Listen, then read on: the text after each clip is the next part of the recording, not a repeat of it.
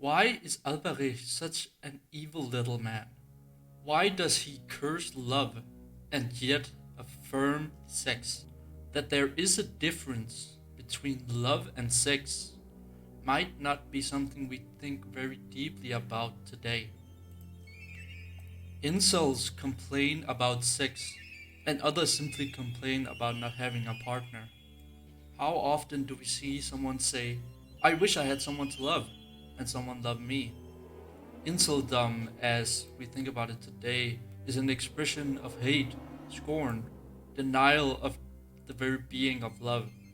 As Alberich says, you up there living, laughing and loving, I'll catch you, gods, with my golden fist.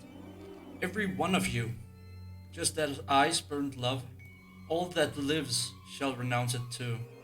Baited with gold, gold's all you'll have left to crave. On radiant heights, you've cradled yourself. In a blissful cocoon, you inveterate hedonists despise the black dwarf. Be on your guard, be on your guard. Once you men are yoked to my power, the dwarf will ravish your sassy women, who mocked me when I wooed them. Love smiles on him no more. Did you hear that?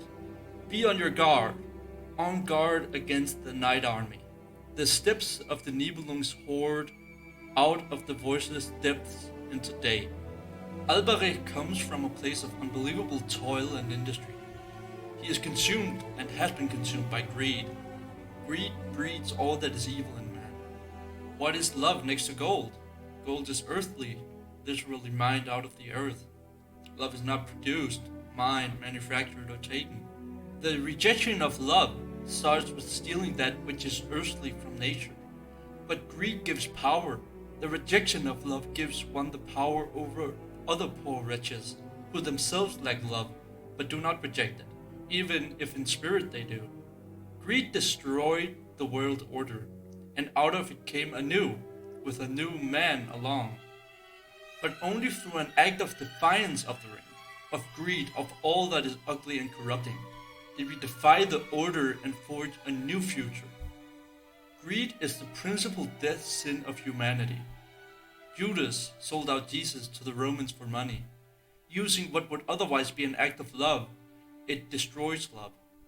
Likewise, Alberich uses lust, and in so doing he destroys it, and curses love in exchange for the gold.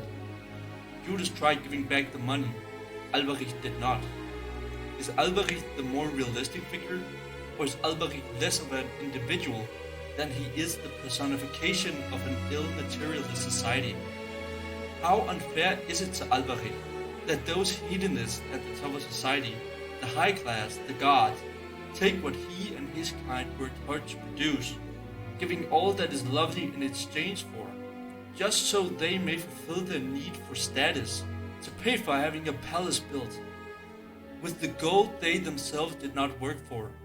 Alberich may have stolen the gold from the maidens, nature itself, but he paid dearly in the very nature of his lowly existence. The gods pay too, the palace being the very reason for their own eventual demise. And all of this to say, is Alberich a sympathetic figure? Do we feel sorry for him? Do we relate? I do. I feel the power of hatred, of anger that he feels.